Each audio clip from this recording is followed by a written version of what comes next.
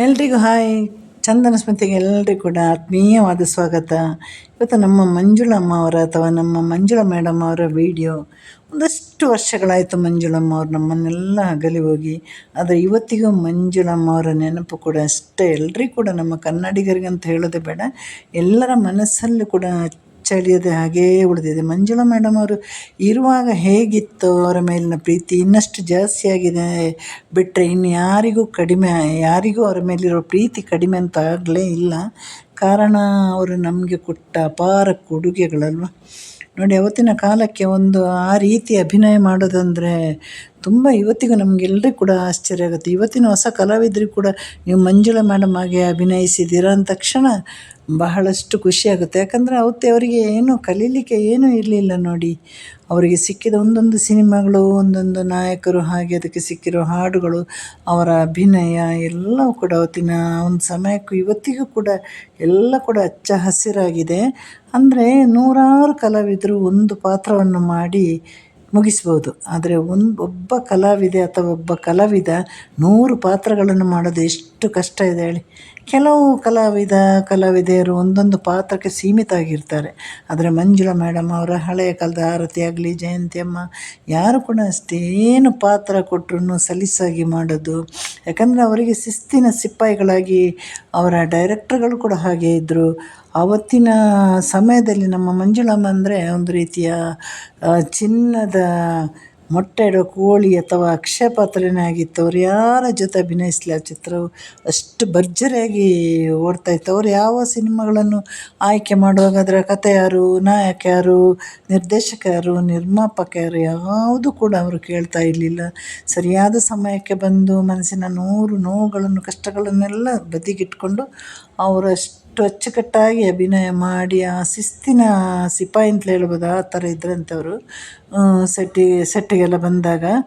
ಆದರೆ ನೋಡಿ, ಇವತ್ತಿನ ಕಲಾವಿದರು ಅವರಿಗೆ ನಿರ್ಮಾಪಕ, ನಿರ್ದೇಶಕರು ಏನು ಅಂತ ಅವರಿಗೆ ಅದರ ಬಗ್ಗೆ ಬೆಲೆನೇ ಗೊತ್ತಾಗೋದಿಲ್ಲ. ಅವತ್ತಿನ ಎಲ್ಲ ಕಲಾವಿದರು ಇವತ್ತು ಇಷ್ಟು ಹೆಸರು ಮಾಡಲಿಕ್ಕೆ ಕಾರಣ ಅವರಿಗೆ ಇರುವ ಅಂತಹ ಶಿಸ್ತು, ಅವರು ಪಾಲಿಸ್ಕೊಂಡು ಬಂದಂತಹ ಪದ್ಧತಿ ಎಲ್ಲವೂ ಕೂಡ ಇವತ್ತು ಅವರನ್ನು ಇಷ್ಟು ಜೀವಂತವಾಗಿ ಉಳಿಸಿದೆ. ನಮ್ಮ ಈ ಮಂಜುಳಾ ಅಮ್ಮ ಅವರ ಒಂದು ವಿಷಯ ತಗೊಂಡು ಬಂದಾಗ ಅವರಿಗೆ ಪ್ರತಿಯೊಂದು ಪಾತ್ರದಲ್ಲೂ ಕೂಡ ಅವರಿಗೆ ಅದು ವಿಶೇಷವಾದ ಅಭಿನಯ ಮಾಡೋ ಪಾತ್ರ ಸಿಗ್ತಾಯಿತ್ತು. ಒಂದು ಬಜಾರಿ ಪಾತ್ರ ಅಥವಾ ಅಳುಮುಂಜಿ ಪಾತ್ರ ಅಥವಾ ನಗಿಸುವ ಪಾತ್ರ, ಹುಚ್ಚು ಪಾತ್ರ, ಈಗ ಈ ವಿಶೇಷವಾದ ಏನೇ ಪಾತ್ರ ಇದ್ದರೂ ಕೂಡ ಅದನ್ನು ಮಂಜುಳಮ್ಮ ಅವರೇ ಆಯ್ಕೆ ಆಗ್ತಾಯಿದ್ರು.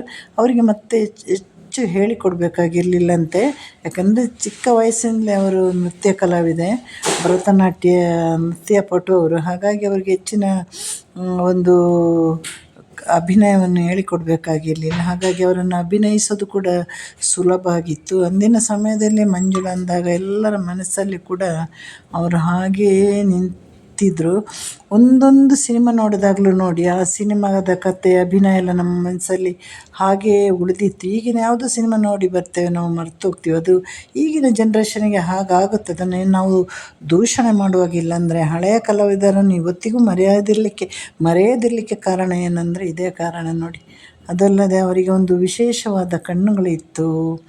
ಆಮೇಲೆ ಆ ಅಭಿನಯ ಅವ್ರದ್ದು ಕಣ್ಣುಗಳಲ್ಲೇ ನಡೀತಾ ಇತ್ತು. ಹಾಗಾಗಿ ಅಂದಿಗೂ ಇಂದಿಗೂ ಎಂದೆಂದಿಗೂ ನಮ್ಮ ಮಂಜುಳಾ ಮೇಡಮ್ ಬಹಳ ವಿಶೇಷ. ನಾವೆಲ್ಲ ಇವತ್ತಿದ್ದು ನಾಳೆ ಹೋಗೋರು, ಆದರೆ ಮಂಜುಳಾ ಮೇಡಮ್, ಆರತಿ ಎಲ್ಲ ನಮ್ಮ ಕಲಾವಿದರು ಕೂಡ ಅದೊಂದು ತೆರೆಯ ಮೇಲೇ ಅಥವಾ ಅಭಿಮಾನಿಗಳ ಮನದಲ್ಲಂತೂ ಶಾಶ್ವತವಾಗಿದ್ದರು. ಯಾಕಂದರೆ ಮಂಜುಳಾ ಅವರ ಸಿನಿಮಾ ಅಂದ ತಕ್ಷಣ ಅವತ್ತು, ಈಗ ಸಿನಿಮಾದಲ್ಲಿ ದೊಡ್ಡ ದೊಡ್ಡ ಮಾಲ್ಗಳೆಲ್ಲ ಇರಲಿಲ್ಲಲ್ಲ, ಟೆಂಟ್ ಅಥವಾ ಥಿಯೇಟ್ರ್ ಇತ್ತು. ಎಲ್ಲ ಓಡಿ ಹೋಗಿ ಜನಗಳು ಸಿನಿಮಾಗಳನ್ನು ನೋಡ್ತಾಯಿದ್ರು. ಅವರು ಯಾವ ಪೇರಿಗೆ ಸೂಟ್ ಆಗಲ್ಲ ಹೇಳಿ. ರಾಜ್ಕುಮಾರ್ ಅವರಿಗೆ ಸೂಟ್ ಆಗುತ್ತೆ, ಆಮೇಲೆ ನಮ್ಮ ವಿಷ್ಣುವರ್ಧನ್, ಶ್ರೀನಾಥ್ ಅವರು, ಶಂಕರ್ ನಾಗ್ ಎಲ್ಲ ಅವರ ಜೋಡಿ ಹೊಂದಾಣಿಕೆ ಆಗ್ತಾಯಿತ್ತು.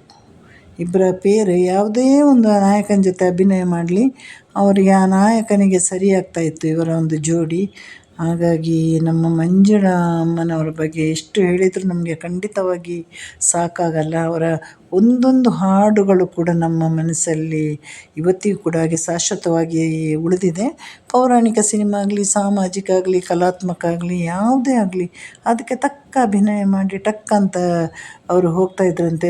ತುಂಬ ಟೇಕನ್ನು ಕೂಡ ತಗೊಳ್ತಾ ಇರಲಿಲ್ಲ. ಅದೆಲ್ಲ ನಮ್ಮ ನಿರ್ದೇಶಕರಿಗಂತೂ ಭಾರಿ ಖುಷಿ ಕೊಡ್ತಾಯಿತ್ತು. ಯಾಕಂದರೆ ನಾವು ಲೇಟ್ ಆದಾಗ ಅಥವಾ ಟೇಕ್ ತುಂಬ ತೆಗೆದಾಗ ಅವರಿಗೆ ಅದರಲ್ಲಿ ಅಪಾರ ನಷ್ಟ ಆಗುತ್ತಲ್ವ. ಅದು ಯಾವುದು ಮಂಜುಳಮ್ಮ ಅವರನ್ನು ಹಾಕಿದರೆ ಅದು ಯಾವುದೂ ಆಗ್ತಾ ಇರಲಿಲ್ಲಂತೆ. ಟಕ್ ಅಂತ ಒಂದು ಟೇಕಿಗೆ ಓಕೆ ಆಗೋದು ಅವರ ಸೀನ್ಸ್ ಎಲ್ಲ. ಹಾಗಾಗಿ ಮತ್ತೆ ಮಂಜುಳಮ್ಮನವರಿಗೆ ಅವಕಾಶ ಸಿಗ್ತಾಯಿತ್ತು. ಕೊನೆಗೆ ತೂಸು ದಪ್ಪ ಆದರು. ಅವರು ದಪ್ಪ ಆದರೂ ಕೂಡ ಅವರಿಗೆ ಸಿನಿಮಾದಲ್ಲಿ ಅವಕಾಶ ಇತ್ತು. ಆದರೆ ಕುಟುಂಬದಲ್ಲಿ ಏನೋ ಸ್ವಲ್ಪ ತೊಂದರೆ ಇರೋ ಕಾರಣ ಸ್ವಲ್ಪ ಅವರು ಸಿನಿಮಾದಿಂದ ದೂರ ಉಳಿಬೇಕಾಗಿತ್ತು. ನಂತರದಲ್ಲಿ ಅವರ ಜೀವನದಲ್ಲಿ ಆದ ಘಟನೆ ಎಲ್ಲರಿಗೂ ಗೊತ್ತಲ್ವ. ಹಾಗಾಗಿ ಮಂಜುಳಮ್ಮ ಅವರ ನೆನಪು ಎಲ್ಲ, ಅವರು ಹುಟ್ಟಿದರು ಒಂದು 30-32 ವರ್ಷ 34 ವರ್ಷದೊಳಗಡೆ ಕಾಲವಾದರು. ಕೊನೆಗೆ ನೋಡಿ ಇವತ್ತಿಗೂ ಎಷ್ಟೇ ವರ್ಷ ಅವರು ಮರಣ ಹೊಂದಿ ಎಷ್ಟೇ ವರ್ಷ ಆದ್ರೂ ಇವತ್ತಿಗೂ ಕೂಡ ನಾವೆಲ್ಲ ಅವರ ನೆನಪು ಮಾಡ್ತೇವೆ. ಅಂದರೆ ಅದು ಅವರ ಅಭಿನಯ ಮತ್ತು ಅವರಿಗೆ ಸಿಕ್ಕಿದ ಕಥೆಯ ಪಾತ್ರಗಳು, ನಂತರದಲ್ಲಿ ಅವರಿಗೆ ಒಂದು ಹಾಡಿನ ದೃಶ್ಯಗಳು, ಆ ಹಾಡುಗಳು, ಅದನ್ನು ಹಾಡಿದವರು ಎಲ್ಲವೂ ಕೂಡ ಒಂದು ಸೇರಿಬಿಟ್ಟು ಒಂದು ಸಿನಿಮಾ ಆಗೋದಲ್ವ. ಹಾಗೆ ಅದೆಲ್ಲ ಒಂದು ಕಾರಣ ಆಯಿತು ಮಂಜುಳಮ್ಮ ಅವರ ಹೆಸರು ಇವತ್ತಿನ ತನಕ ಉಳಿಲಿಕ್ಕೆ. ಇವತ್ತು ಅಂತಲ್ಲ, ಇನ್ನು ಮುಂದೆ ನಮ್ಮ ಈ ಒಂದು ಕರ್ನಾಟಕ ಅಥವಾ ಈ ಭೂಮಿ ಇರುವವರಿಗೆ ಕರ್ನಾಟಕದಲ್ಲಂತೂ ಅವರ ಹೆಸರಂತೂ ಅಚ್ಚಳಿಯದೆ ಉಳಿದಿದೆ ಅನ್ನೋದಕ್ಕೆ ಯಾವ ಸಂಶಯನೂ ಕೂಡ ಇಲ್ಲ. ನಮ್ಮ ಇವತ್ತಿನ ವಿಡಿಯೋ ಮಂಜುಳಮ್ಮ ಅವ್ರದ್ದು ಅಥವಾ ಮಂಜುಳಾ ಮೇಡಮ್ ಅವ್ರದ್ದಾಗಿತ್ತು. ನಿಮ್ಮದೆಲ್ಲ ಸಪೋರ್ಟ್, ಸಹಕಾರ, ಪ್ರೀತಿ ಎಲ್ಲವೂ ನನ್ನ ಈ ಒಂದು ಚಾನಲ್ ಮೇಲೆ ಇರಲಿ. ನೆಕ್ಸ್ಟ್ ಟೈಮ್ ಇನ್ನೊಂದು ಒಳ್ಳೆಯ ಬೇರೆ ವಿಶೇಷ ಕಲಾವಿದೆ ಅಥವಾ ಕಲಾವಿದರೊಂದಿಗೆ ವಿಡಿಯೋ ಜೊತೆ ಬರ್ತೀನಿ. ಎಲ್ರಿಗೂ tata, bye, see you, take care once again.